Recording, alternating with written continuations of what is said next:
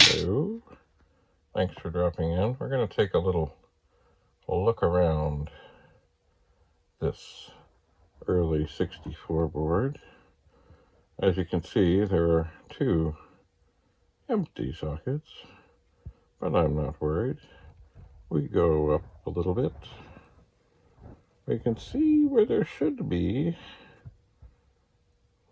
a power switch just past that heat. My mind goes blank. That heat thing with the rivet in the middle. There should be a power switch there. It said there is not. And it's right next to kind of the rainbow colored thing and also the power where you plug the power in. There's no switch, so it has been shorted out. So it's on. The fuse is there. The fuse does look to be okay. It does. And as we slide across and down, we'll come to the big chip, which is ceramic, but a lot of them were. They were indeed. And now, we'll just continue along and see most of the chips on this fine machine. And as I told you, and as you can see, most everything is socketed. Certainly the large chips are indeed socketed, and even, I guess, 11 or 12 of the small ones. We can move a little closer and see, yes indeed, the RAM chips are socketed, as are some of these lower support chips. And there is the SID chip, the PLA chip, the 6510, the ROMs, and the 6526 chips. They're all there. Now, this machine does not work. If we go and look down here, we can indeed see that it is 326 298 assembly number 1, 1982, Commodore 64. And if you remember, when I was trying to take the cover off the video area, the bottom part of that was very loose and trying to come off. In my efforts to learn about recapping, I'm suspecting that this capacitor will need to go, and these two will need to go. I'm told that the little ones, which I don't see many on here, but the little kind of ones that look like a pancake are okay, but I don't see many in this board. But there are two others over here.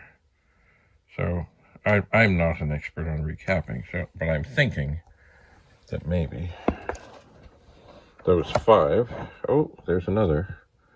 There's another one in, hang on, in the video area here. That too may, oh, there's another 2 in there. Let me just step out and have another look here. Oh, there's another right up here by the game port. Anyway, I should think about doing this to all my 64s. I should. I have not done any of, oh, wait a second. They're hard to see, but there's 2 more. One near the top of the PLA, one near the bottom. At least I think they are capacitors. I will check. Let's see.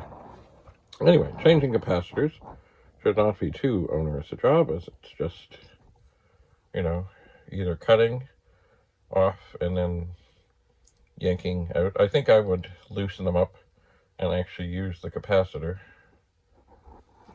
to sort of grab onto to get them out, clean up the holes, and put in corresponding capacitors that are modern. Some of the modern ones I think may be physically smaller, but hopefully the legs would still fit okay. As I say, I am not a recapper as of this moment, but this too could change. There's 2 capacitors there. This too could change, as it does seem to be something that is quite necessary in keeping old machines alive and well. So here it is, an original for it. There we are. 326-298 board, 1982 revision A, Commodore 64. Art in the making. Oh, there's two little kind of pancake capacitors, although I hear they're usually pretty okay. Anyway, we will see. This machine is the one that I got through a horse trade. I had bought a 64C that had not the newest board in it. Heatsink, that's the word I was looking for, heatsink. And then I got this one. Is it a gamble? Yes. Will I be able to find something in here that works? Yeah, I'm sure. And if it does indeed seem to be that I can get it working, then I suspect what I'll probably end up doing is trying to get every single chip in the socket. And because there are, well, there's 4 in here. Now, they don't seem to go bad, but you never know. But then there's some more support chips over here and one up here. And oh, there's 2 down here. They too could be, potentially, candidates for sockets. Who knows? Maybe what I should do with some of the 64s I have is, one by one, get things out, put sockets in, and make these sort of diagnostic 64s available. I know somewhere I have one that Rudy made for me, and it just kills me that I can't find it, because I know I carefully put it aside, and he put in ZIF sockets, so you didn't have to pry things in and out. You could just, flip the switch on the side. It sounds beautiful, and I carefully set it aside, but I don't know where it is, and it irks me. I'm sure it irks Rudy too, because I know he worked hard on it, because I believe there were some components of some description that might have had to be moved to the back of... Oh, wait a second. I might see more capacitors. Anyway, moved to the back of the board. Yeah, I think I see some other little ones. I'll have to check with people about recapping, because right by the RF modulator, I see some more little wee capacitors. And I'm not sure what these little red dudes are. Anyway, so it may be more involved. But still, once I figure out what needs to be done, and set about doing it, it can't do anything but help preserve the wonderful world of Commodore. So, thanks so much for coming and looking inside this machine.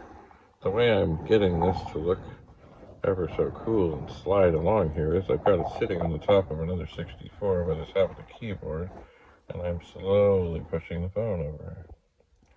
And I can lean up. I can lean down. Sometimes I do pick up the phone and actually move it closer, like if I wanted to look at the SID chip and the PLA chip, I could do that. And then I retreat to the Commodore 64, where I can set it down and slide it along. So we will see. Another thing I'm thinking of doing soon, I should have done a while ago, is setting up, of all things, a database. Because I do put notes on things, but, sometimes they fall off, and I hate having to do things over and over and over again, so maybe I need to set up a database of serial numbers and things that I can tweak and tinker and keep track of what I've done and what I plan to do, and get her done. Anyway, thanks so much for coming. Have a lovely day. There will be more stories from the world of Commodore. This machine, yes, I did indeed acquire and trade for at the 2022 World of Commodore at the Admiral Inn in Mississauga, just off the QEW, not far from Toronto, Ontario, home of, yes, the Toronto Pet Users Group. Thanks so much for coming. We'll see you again soon. Bye for now.